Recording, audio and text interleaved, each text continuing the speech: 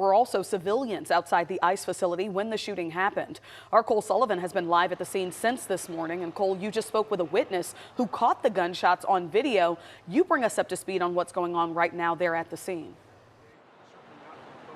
Hey, Dia, we are closer to the scene of this shooting this morning than we have been all day. Just over my shoulder is that ICE facility. About 50 yards to my right is the Stemmons Freeway. Police have allowed us to get this close because they're centralized in the back of this facility right now. That's where this shooting actually took place. And as you mentioned, I just spoke with one woman who says she was here as it all went down. She shared with us video where you can hear what sounds like gunshots.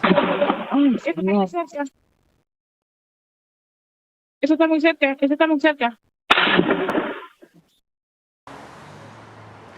This is video from Denise's Robleto hiding in her car in the parking lot. She told us she came here to drop her mom Myra off at an immigration appointment. She says she was scared to leave when the shots started because she didn't want to leave her mom behind.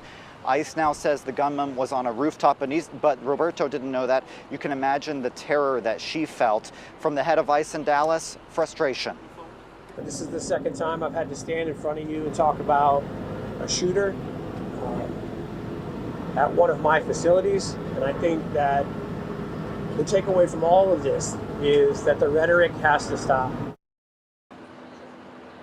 You hear him mention a second time. This is being the second time he has had to talk about an attack at an ICE facility. The first was over the 4th of July weekend in Alvarado at a detention center there. So that's south of Fort Worth.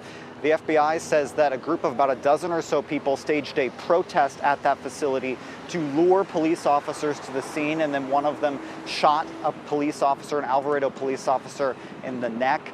That police officer is now back on the job months later, and I was just in federal court earlier this week for the initial appearance of some of those suspects, Dia.